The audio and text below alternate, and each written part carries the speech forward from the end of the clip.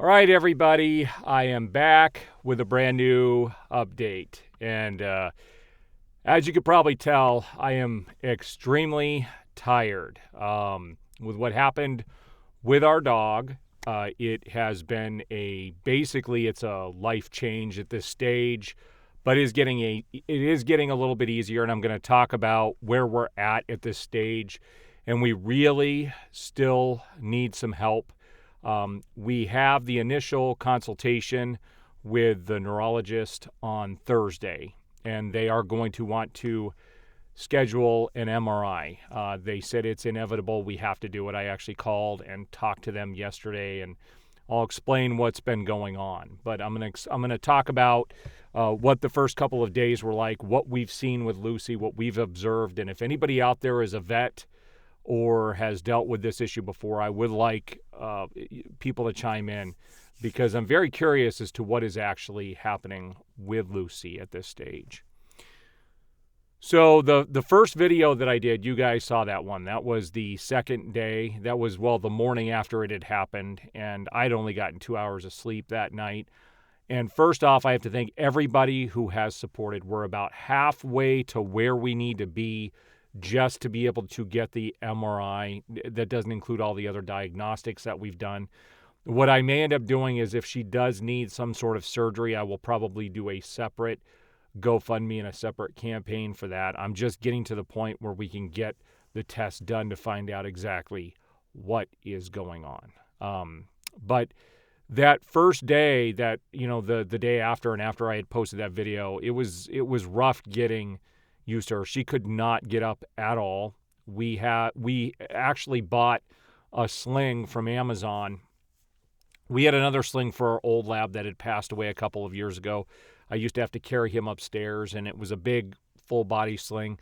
That was too hard to get on her. She's a hefty dog. She's much bigger than our yellow lab was. And so we got a very thin, nice plush support just for her belly to be able to hold up her back legs to be able to take her outside. So there's nothing wrong with her front legs. And the first day she would wobble, her back end would wobble all over the place. She really wasn't using her tail. The first time she went to the bathroom, she actually peed all over her tail. Her tail was still very limp, and I was worried that something was going to be terribly wrong at that stage. Throughout the day, she did feel a little bit better. We were having to keep her confined in a little caged area. We're not using a crate. She was never crate trained, but we do have a barrier around her in our great room.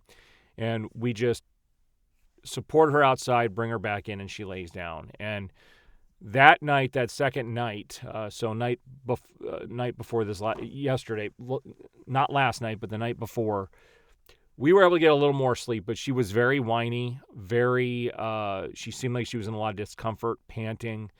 And so I stayed with her downstairs. We tried to bring her upstairs. If we hold up her hind legs, she can climb up the stairs with her front paws. And she's got a big plush bed upstairs that she lays on. But she, when we brought her up there, I was getting my bed ready to go to bed, and she actually tried to jump on the bed, and her legs weren't working. It was the creepiest thing to see that she actually tried. She looked, and you could see her body, but her legs weren't doing anything, and she was like, what the heck's going on?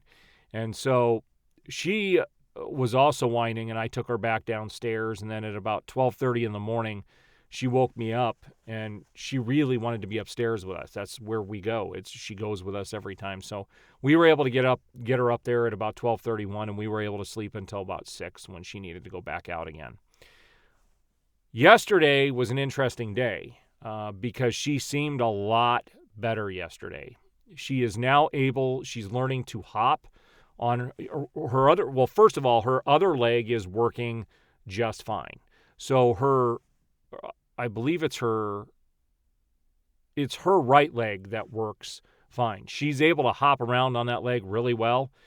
We still have the sling under her. We have to support her up. Going to the bathroom, she crouches down, and we have to hold her up. Her tail is now working 100% too. In fact, she is actually wagging her tail now, which she was not doing the day before, and the day before that, not at all. And so the only leg that is affected at this stage is her left leg. Now, what was interesting is I was laying next to her in her little penned out area down there yesterday, and she started licking where they had put in the catheter in her, the IV or whatever they did, and they shaved off part of her leg, the leg that wasn't working well. And she started licking that. And I'm like, well, that's strange that she would lick it if she didn't have feeling. So she fell asleep, and I wanted to test if she had feeling in her leg.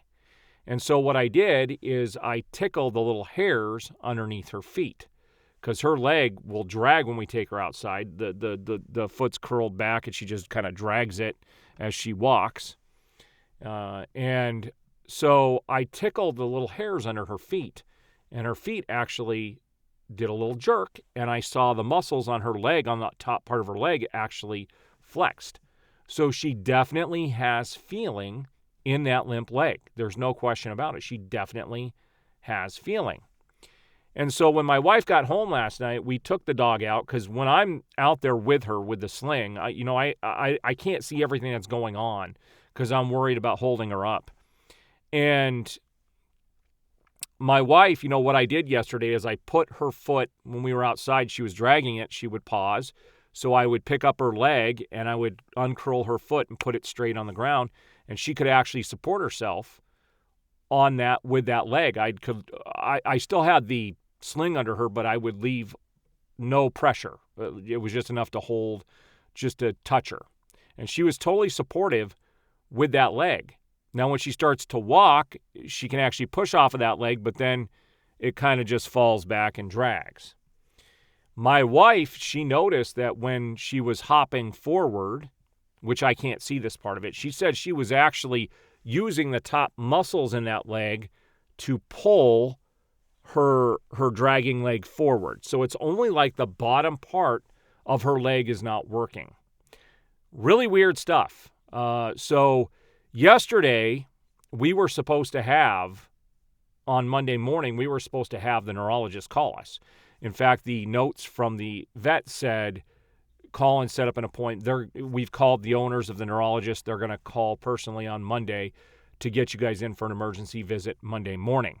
Well, that didn't end up happening, so we called the neurologist ourselves. Well, first I called my vet, because the emergency hospital sent all of this stuff over to my vet, and I asked the vet, do we need to come and see you for a follow-up, or do we go strictly, straight to the neurologist? And they said, yeah, the notes show that you're going to go directly to the neurologist.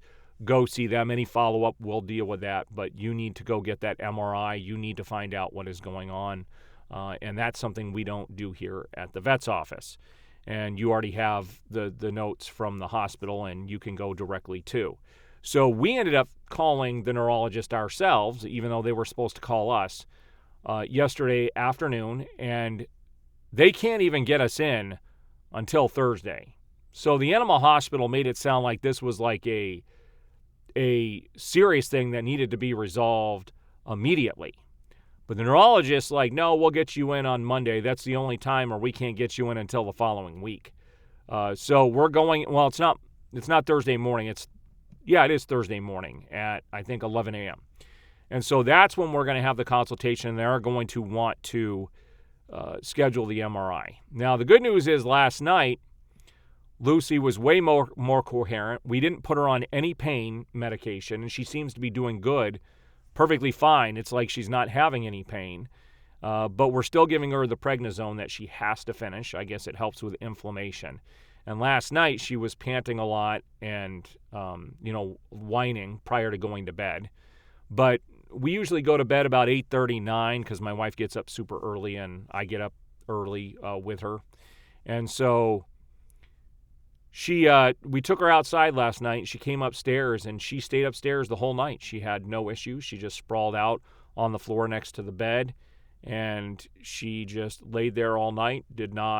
She got me up twice last night with some panting, and we found out that the prednisone that she's on causes panting, a little bit of disorientation, and that is normal. It could also cause increased appetite, increased urination, which she hasn't had either of those, and it could upset her stomach, which we haven't seen either. So she's doing good with the medicine.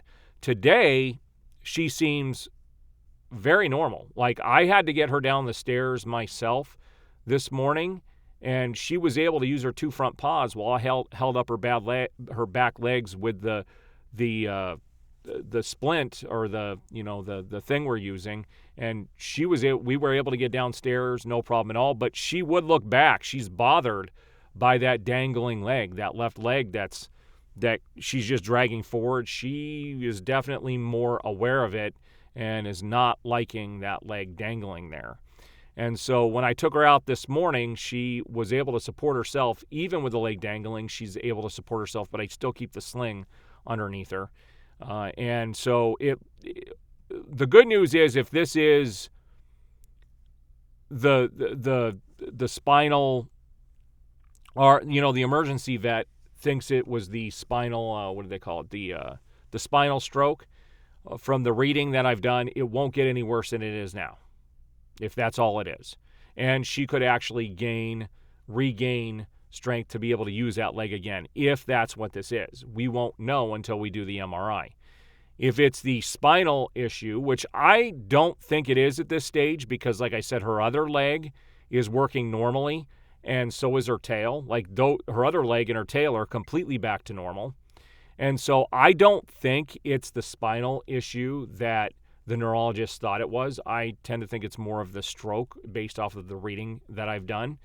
But they are going to require, they already told us, they are going to require an MRI. Based on what I've been seeing too as well, I'm wondering if she didn't tear a ligament in her leg, or maybe it's just a leg issue and not something to do with her spine. Because, like I said, she definitely has feeling in that leg. She just can't use it right. And I'm very curious at this stage as to what is going on. Luckily, the MRI is going to answer all of those issues. And so I'm going to leave the link to the GoFundMe page in the description. Also, Aura, the 2-week free trial, actually helps me out tremendously just on the 2-week trial that people do. And so if you can't support financially, then that would be a good alternative. But I'm also leaving a link to my PayPal. And eventually I am going to send out thank you notes to everybody. We have been so busy trying to settle in that I haven't been able to really look and manage the GoFundMe and the other stuff, but I will be reaching out to everybody specifically who has given. And some people have been extremely generous, and our family, cannot thank you enough. This is a very difficult thing we're going through. It's a very scary thing. And a lot of you guys have helped out tremendously, and I thank you for that. And you guys know who you are. This is a great community of people, and we are just looking to get to that finish line to be able to get the diagnostics done to find out what is going to happen moving forward. But based on everything that I talked about here today and what we've seen, I would love for a vet or a neurologist to kind of chime in on what they think it is, because I tend to think that this is more of the spinal stroke than the more serious spinal issue, because like I said, she could totally hop around on her other leg. Her tail is working. When she goes to the bathroom, her tail goes up. She's doing everything. She's acting normal except for that lame leg that, like I said, I will stand it straight up, and then she's able to push off on it, but then it just goes limp again, and she will walk. It's like she's either nursing it or there's something going on with the tendons. We know her leg was not dislocated. It's not broken. There's no broken bones anywhere. And so if this is something to do with the muscle or a tendon, then it's not going to be seen on the x-ray, and that's where the MRI and stuff come in. So that's what we're facing on Thursday, scheduling that. And so any help that anybody can give, I will give daily updates so you guys can hear what's going on. I'll do that so that everybody can be informed as to what we're doing. But we're just trying to get that MRI scheduled first. And so any help is greatly appreciated, guys. I do appreciate all the support. We will see you on tomorrow's update. Thanks.